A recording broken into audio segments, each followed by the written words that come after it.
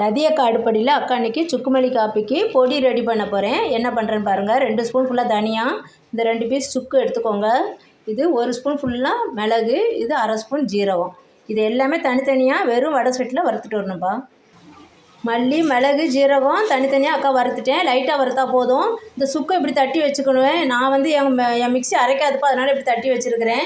இப்படி தட்டி வச்சுட்டு போட்டு இப்போ எல்லாத்தையும் கொஞ்சம் குறப்பாக அரைச்சி. இப்போ அக்கா சுக்குமல்லி காப்பிக்கு அரைச்சிட்டு வந்துட்டேன். இந்த மாதிரி நரன்னு அரைச்சிக்கோங்க போதும்.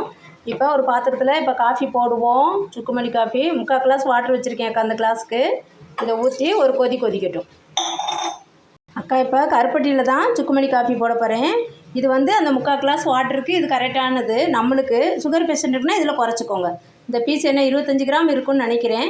இந்த பீஸு ஒரு 3/4 கிளாஸ் வாட்டருக்கு இதை போட்டு நல்லா கொதிக்க விடணும். இது அந்த கொதிக்கும் போதே அந்த கருப்பட்டி இலகிரும்ப்பா. இது மழை காலம்னால நான் வாங்கி வச்ச இடத்துல அந்த கருப்பட்டி வந்து அப்படி கொழுன்னு இருந்துச்சு. ரொம்ப அது கெட்டு போடணும்னு அர்த்தம், நல்லா தான் இருக்கும்.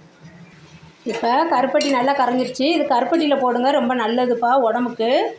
இந்த சளி, இருமல் எல்லாம் கருப்பட்டி போட்டிங்கன்னா ரொம்ப நல்லது. இப்போ வந்து இதில் அக்கா 1 ஸ்பூன் ஃபுல்லாக எடுத்துருக்குறேன். இதை போட்டுருவோம். போட்டுட்டு கொஞ்சம் கிளறி விட்டு அப்படியே மூடி வச்சிட வேண்டியதான். நல்லா அந்த டிகாசன் இறங்கிரும். அவ்வளோதான், மூடி வச்சுட்டு அடுப்பை ஆஃப் பண்ணிடலாம். ஒரு 5 செகண்ட் மூடி வச்சிங்கன்னா அப்படியே அமர்ந்துருப்பா.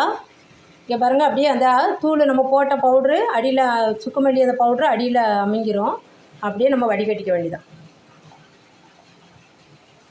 வடிகட்டிட்டு எவ்வளோ உங்களுக்கு சூடு பொறுக்க முடியுமோ அந்தளவு குடிக்கலாம். ரொம்ப ரொம்ப நல்லதுப்பா. அந்த மழைக்கு நல்லா எதமாக ரொம்ப டேஸ்டியாக ருசியாக இருக்கும். கருப்பட்டி போட்டிருக்கறனால இந்த மாதிரி சுக்குமல்லி காப்பி செஞ்சு குடிச்சு பாருங்கள். ரொம்ப டேஸ்டியாக இருக்கும். சூடு ஆற்றிட்டு குடிங்க.